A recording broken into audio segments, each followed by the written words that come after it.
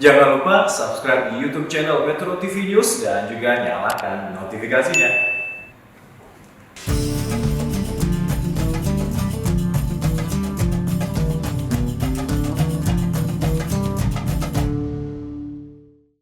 Dipersembahkan oleh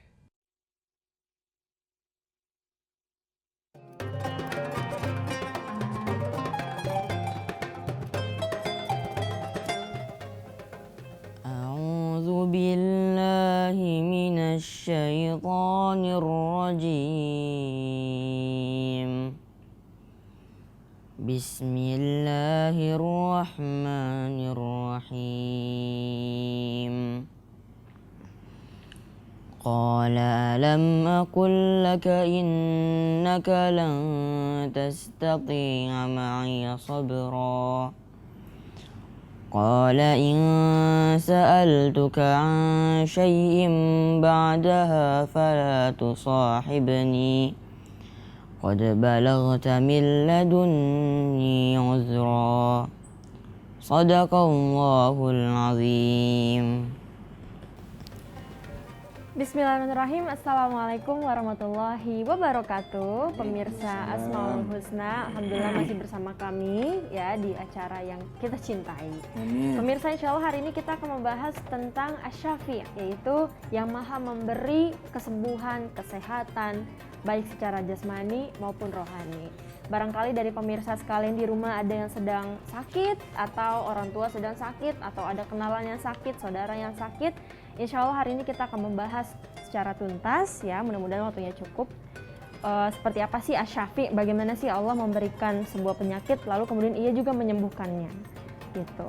Karena banyak juga Pak orang-orang yang hampir putus asa gitu karena sakit gitu. Udah berobat sana sini masih nggak ketemu juga gitu. Jadi pemirsa ini insya Allah butuh banget Pak. Ya, bismillah. Assalamualaikum warahmatullahi wabarakatuh. Waalaikumsalam. Ikutin papaku. Awida dan pemirsa ikutin. Keajaiban itu akan selalu ada. Keajaiban itu akan selalu ada. Alat ukurnya bukan otak manusia. Alat ukurnya bukan otak manusia. Bukan pikiran manusia. Bukan pikiran manusia. Bukan perasaan manusia. Bukan perasaan manusia. Dan bukan data dan fakta. Dan bukan data dan fakta. Tapi ukuran adalah Allah. Tapi ukuran adalah Allah Yang maha kuasa atas segala sesuatu. yang maha kuasa atas segala sesuatu. Nah, disitulah kita berharap ada keajaiban-keajaiban. Kalau pakai data dan fakta termasuk kesembuhan. Cancer stadium 4, kalau secara data dan fakta, ya gimana buat bisa sembuh gitu loh. Terus duit kagak ada, semua nggak ada.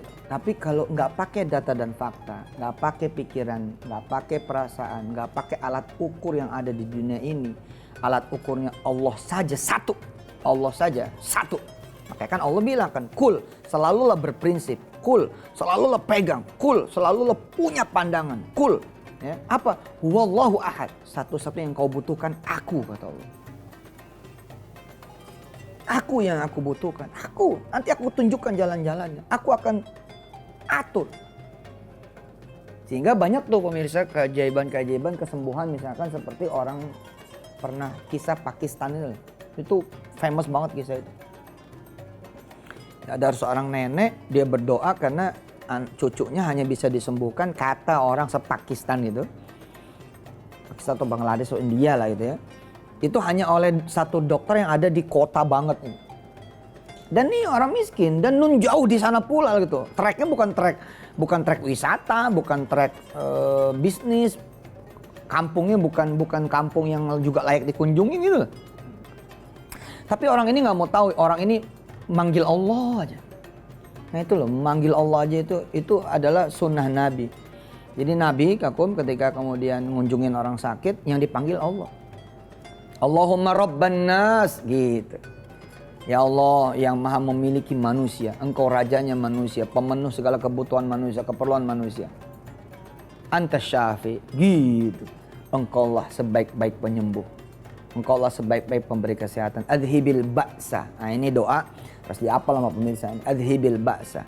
Tolong ilangin penyakit nih dari orang ini. Dari keluarga ini. Semua yang sifatnya jelek, penderitaan, beban, kesusahan, kesulitan, musibah. Ya. Adhibil ba'sa. Pokoknya singkirin. Gitu. La shifa illa shifauka. Isfi mardana jami'an atau isfi mardahu gitu ya. Shifaan ajilan la yughadiru saqama. Tolong sembuhin, jangan sampai datang penyakit yang lain atau menjadi penyakit yang lain. Kan ada orang sembuh, bukan sembuh sebenarnya tapi yang lain dihajar karena sering makan obat ginjalnya kena atau ketika di kemo akhirnya semua kena misal gitu. Nah, si nenek tadi dia memanggil Allah terus. Tahu-tahu si dokter itu ikut conference. Kisah ini famous lah. Sering beredar di WhatsApp grup, Telegram. Tapi pesawatnya gagal berangkat. Nah, terus perembukan sama beberapa orang nyewa pesawat charter. Nah, begitu charter pesawatnya rusak, harus mendarat di mana gitu, di kota antah berantah yang tidak dikenal oleh mereka-mereka yang charter. Terus akhirnya nyewa truk. Lah truknya juga rusak. Akhirnya jalan kaki karena udah kemalaman harus ikut bermalam. Tahu nggak rumah siapa yang diketuk oleh sang dokter dan beberapa orang yang kemudian mencari perlindungan? Rumah si nenek itu. Begitu masuk si dokter ada cucu yang sakit, tanya ini sakit apa? Oh saya kenal jenis penyakit ini bla bla bla. Kamu siapa? Doanya dikabul. Gitu Fis. Panggil Allah, panggil Allah, panggil Allah. Problemnya adalah kalau kita keyakinannya bukan sama Allah, nanti nyari terus. Seperti pencarian tidak bertepi. Tapi kalau ke Allah sekali kita datang, itu langsung sudah. Tepat sudah.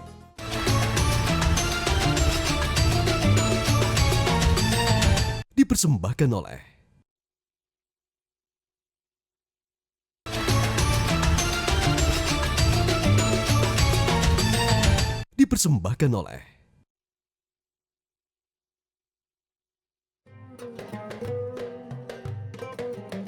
Manusia tuh butuh keajaiban ya tetap. Yes, Dan keajaiban itu ada di Asy-Syafi. Salah satunya. Iya, salah satunya. Di Ini sebelum kesehatan. Iya. Ini sebelum kita lanjut, kita sahur dulu ya, Pak. Ayo, bismillah. Bismillahirrahmanirrahim. Allahumma sholli wa sallim. Barokah pemirsa nyaur tuh. Alhamdulillah. Segelas energi saat sahur, energi puasa full. Dan full, energi full. Oke, kita lanjut pemirsa. Jadi soal keyakinan. Jadi di mana sih keyakinannya berada? Nah, problemnya adalah kalau kita keyakinannya bukan sama Allah, nanti nyari terus. Seperti pencarian tidak bertepi.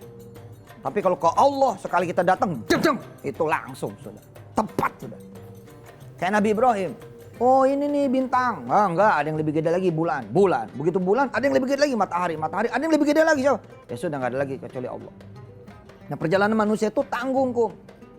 Gue bisa tembus ke kantor itu kalau satpam ngizinin. Kan satpam dulu.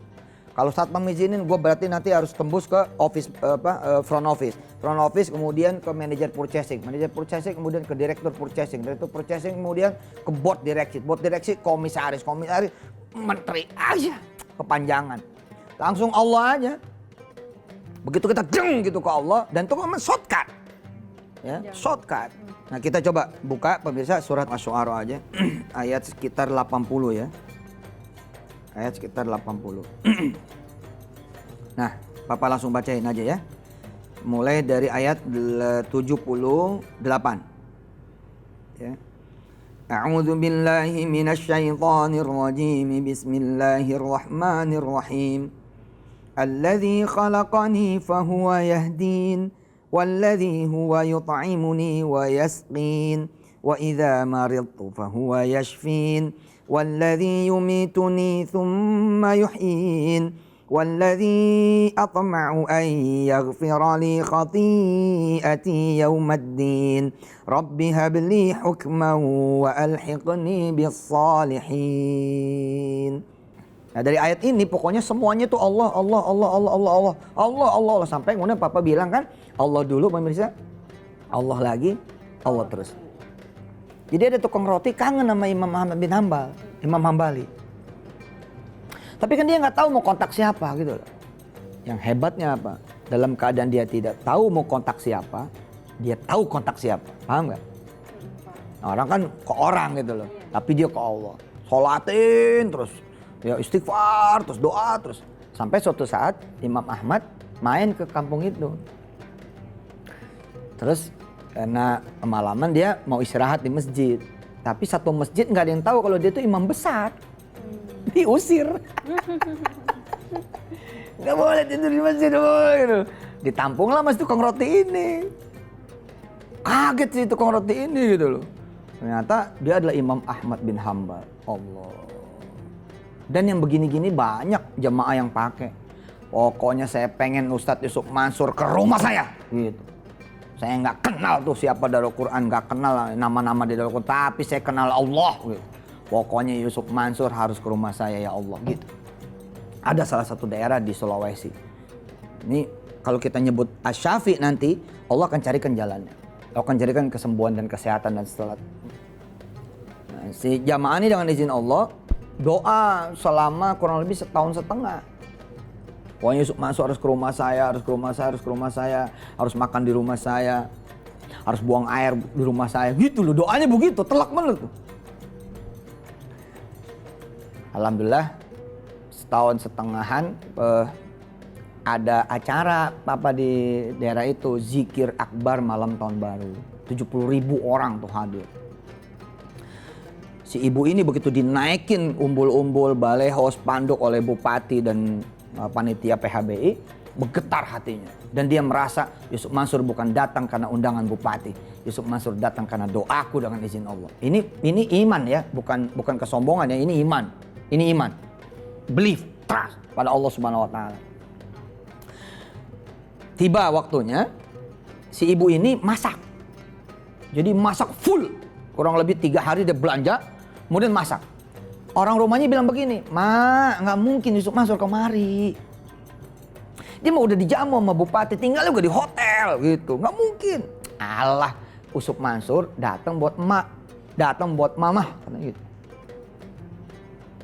Jadi dia masak Kak, tanpa ada siapapun di pendopo dan di rumah dinas, termasuk di Pemkot, Pemda yang dia kontak, nggak ada. Dia masak sempurna seakan-akan benar-benar bulat, yakin Allah akan ngirim Yusuf Mansur ke rumah dia. Gila tuh. Nah Papa inget nih, begitu duduk di panggung dikasih pengen buang air kecil. Nanya sama Bupati, "Pak Bu, buang air kecil di mana?" "Oh jauh Pak Ustadz." Coba cari rumah paling dekat gitu. Nih ya, ntar nih saya kasih tahu nih pemirsa. Begitu saya ketok pintu nih. Jadi si ibu itu dandan rapi, benar-benar menyiapkan diri menunggu Papa. Dia duduk. Papa diantar lah tuh sama Satpol PP, diantar. Ada pintu rumah, terus Papa ketok pintunya. "Assalamualaikum." Ya Allah gitu, teriak dari rumah. "Oh, ya Allah, dia datang gitu." Saya kaget, ada apa nih orang dia datang gitu. Buka pintu langsung dia nangis gitu. "Oh, ini asli kan?" "Asli lah Bu." Ya, terus dia cerita di depan Papa, "Saya setahun setengah." Papa bilang, "Ya udah Bu, saya kencing dulu Bu." "Saya pipis dulu, buang air dulu." Udah dibersihin kamar mandinya gitu. Kamar mandi udah wangi, dibersihin. Kenapa? Yusuf Mansur mau datang. Dan akhirnya kita makan di situ. Lah karena nungguin saya lama, Bupati nyusul, Wakil Bupati nyusul, penceramah lain nyusul, habaib nyusul, terus tamu-tamu gede nyusul. Jadi rumah itu Pak menjadi rumah kumpulan orang-orang besar. La ilaha illallah Muhammadur Rasul. Dan jangan sombong pemirsa, emang penghuni bumi ini kita doang manusia. Jangan lupa ada jin, ada iblis, ada setan, ada malaikat.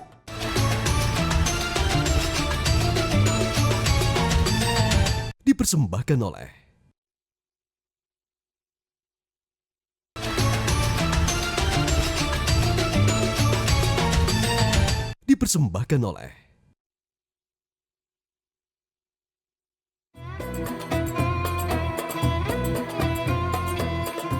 Kita mungkin cara Allah mengabulkan, cara Allah memberikan kesembuhan dan segala macem, itu kadang-kadang nggak plek-plekan langsung itu jalannya gitu. Misalkan kayak, maaf ya mungkin sebagian penonton ada yang sedang kena cancer, kemudian kemo adalah jalannya, satu-satunya jalan. Kadang-kadang Allah memberikan jalan-jalan yang lain yang harus dilalui, yang ternyata itulah jalan kesembuhan kita. Dan nggak harus selalu barangnya. pemirsa, ada seorang ibu di Arab yang sakit 2 tahun digeber berobat, malah makin ganas penyakitnya. Tapi 2 tahun itu pula dia memanggil Allah, ya Allah ya Syafi, ya Allah ya Syafi, ya Allah yang Maha menyembuhkan, ya Allah yang Maha menyembuhkan terus. Hasilnya adalah bukan obat yang datang. Siapa yang datang? Orang Indonesia. Orang Indonesia. Nah, orang Indonesia inilah pemirsa yang menjadi jalan kesembuhan si Arab ini. Kok bisa? Jadi begini ceritanya. Datanglah nih TKW, maaf ya. Jadi pembantu nih orang Indonesia ke rumah si ibu Arab ini. Tapi si tuan rumah ini ngelihat si ibu ini nangis terus. Jadi hari-hari selama 2 minggu pertama kerjaannya nangis si pemirsa. Dan kalau di kamar mandi itu lama. Jadi kalau di kamar mandi itu udah suaranya kedengeran dan lama. Lama sekali ukurannya, ukuran bukan normal. Tapi si Arabnya membaik. Akhirnya ditanya, kamu di kamar mandi ngapain gitu? Terus ceritalah, saya membuang air susu saya. Loh, kok buang air susu kamu gimana? Dia cerita, jadi sebelum berangkat ke Arab itu, dia belum hamil. Dia bayar ke agen, ikut pelatihan dan segala macam sambil nunggu tuh belum ketahuan hamil. Nah, begitu hamilnya udah di ujung, udah tinggal melahirkan, dapat kabar berita bahwa diterima dan harus berangkat. Nah, berangkatnya itu 2-3 hari setelah melahirkan. Kebayang kan kerinduan terhadap anak, dan itu kan ibu-ibu kalau nggak nyusuin itu bengkak kan, harus dipompa gitu. Nah, melihat cerita ini timbul rasa kasih sayang dari si ibu ini. Si ibu ini bilang, kamu balik aja. Tapi dia bilang, saya juga butuh duit, butuh buat biaya suami saya, susu anak saya. Pokoknya kami bayar 2 tahun lengkap, full sesuai kontrak. Nggak kami potong, dan ini tiket buat kamu pulang. Dan ini nomor telepon saya. Kalau emang udah selesai nyusu dan kau pengen balik lagi, kapan aja kamu balik, ini rumah kamu. Itu yang jadi jalan kesembuhan. Allah. Jadi kebaikannya itu yang mengantarkan pada kesembuhan. Iya. Artinya Asy-Syafi'i itu kan nggak langsung ngasih duit. Ya. Asy-Syafi'i nggak langsung ngasih obat gitu loh. Hah? Ya kan? Ada satu orang juga nih cerita tentang Asy-Syafi'i. Ada seorang ibu yang begitu ketahuan hamil, kata dokternya harus digugurin. Karena nanti yang mati bisa 2. Atau salah satu dari yang 2. Kalaupun lolos, anak ini bakal cacat. Naluri sang ibu mengatakan, jangan. Biarin dah, pokoknya diterima aja bagaimana-bagaimananya gitu. Satu keluarga pasang badan manggil Allah tuh tiap malam, berdoa, sedekah. Puncaknya terjadi apa yang disebut sama dokter. Lahir cacat tuh, apa bocor jantung lah, apa-apa lah, pokoknya ini anak kelainan aja gitu. Dan hebatnya kata dokter apa? Ini umurnya anak cuma 10 hari. Tapi mereka gembira. Kenapa? Berhasil melalui 9 bulan 10 hari dan berhasil ngeliat anak ini seperti apa. Bagi seorang ibu kan luar biasa. Nah, H-1 udah disiapin kuburan sama kakeknya. Dan si ibu ini udah pulang. H-1 nih kira-kira 10 hari, hari ke-9 udah disiapin kuburan. Jadi begitu nanti dinyatakan cabut selang, ya itu udah tinggal kubur doang gitu.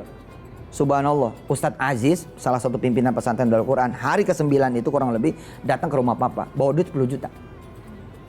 Saat ini ada sedekah dari ibu Fulan, ini sisa rumah sakit 10 juta. Ini mau disedekain, doain mudah-mudahan diganti anaknya jadi anak yang baru gitu. Doa tuh, pelan-pelan doa. Nah malamnya si ibu datang pemirsa. Malamnya si ibu itu datang sekitar jam 2 pagi, ngasih susu kepada anak ini. Dan ditahan sama perawat-perawat. Besok aja sih, pagi-pagi begini datang gitu. Besok aja. Enggak ya, sekarang gitu. Jadi lolosin tuh. Nah pagi-paginya diomelin. Karena nggak ada screening. Ini kalau penculikan gimana? Kalau ini gimana? Kalau gimana? Diomelin lah perawat-perawat. Datang nih si ibu lagi. Bu datang terus dikasih tahu sama kepala perawatnya. Lain kali jangan begitu bu gitu. Ya jam-jam besok aja gitu. Walaupun ibu adalah ibunya. Saya nggak kemari kok. Semalam saya tidur. Ada di rumah tuh susu sorga. Jadi ada yang nganterin susu kok. Malaikat bos. Ini believe or not dah. Dan jangan sombong pemirsa, emang penghuni bumi ini kita doang manusia. Jangan lupa ada jin, ada iblis, ada setan, ada malaikat. Dan mereka bisa menyerupai siapapun yang Allah kehendaki. Sakitnya enggak. Jadi sejak dikasih susu surga itu, kan yang bawa malaikat itu kagak ada cerita kuburan itu diisi, enggak. 2 kali umroh. 2 kali umroh. Masya Allah. Sampai sekarang masih menjadi keluarga besar Darul Quran. Allahumma sholli wa sallim ala wa'ala. Kayak gitu loh. Obat didatangkan bukan dari planet lain loh, tapi dari surga. Ever kah? Hah? Asy-Syafi itu. Shallu ala nabi. Allahumma sholli wa sallim ala wa'ala. Iya pemirsa, nggak kerasa kita udah di penghujung acara Iya ya. benar. Nanti kita ketemu lagi besok dengan pembahasan yang lebih Seru. Lebih seru. Amin. Ya, kita pamit undur diri. Assalamualaikum warahmatullahi wabarakatuh. Oke pemirsa, tadi kita udah sedikit banyaknya belajar tentang Asy-Syafi dan dari kisah-kisah yang sudah disampaikan. Apa nih kira-kira yang bisa dipetik hikmahnya dari pemirsa sekalian? Insya Allah pemirsa, kita nggak boleh putus harapan sama Allah dan harus percaya terus akan keajaiban-keajaiban yang Allah datangkan untuk hambanya. Dia yang maha menyembuhkan, dia yang maha memberi kesehatan, dia yang bikin ada dari tadinya nggak ada, bikin mungkin dari tadinya nggak mungkin.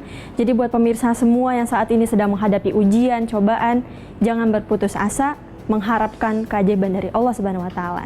Semoga pemirsa yang di rumah saat ini sedang mengalami penyakit atau ada kenalan yang sedang sakit, apalagi orang tua yang sedang sakit.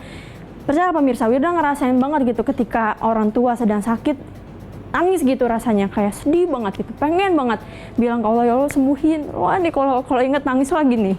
Jadi waktu papa sakit tuh Wirda bacain surat Yasin sambil diselipin gitu, ya Allah Engkau yang maha menyembuhkan, sembuhin papa saya. Di setiap ayat yang Wirda baca. Pemirsa jangan berputus asa dan teruslah beryakin, punya keyakinan sama Allah. Sampai ketemu lagi di Asmaul Husna selanjutnya. Assalamualaikum warahmatullahi wabarakatuh. Dan ternyata hebatnya Quran ini luar biasa. Itu dibikin general gitu loh. Coba misalkan kalau petunjuk Allah begini, saya pengen punya rumah, gimana petunjukmu ya Allah? Lalu Allah bilang, kamu S3 dulu. Waduh repot itu. Kata Allah, itu urusan aku, urusan kamu sholat aja. Nggak usah mikirin. Yang kamu harus pikirin, bawa yang kamu pengenin ke aku, kata Allah. Ketemu aku dong. Jangan cuma percaya nggak mau ketemu aku, percaya doang tapi kamu nggak datang. Metro TV.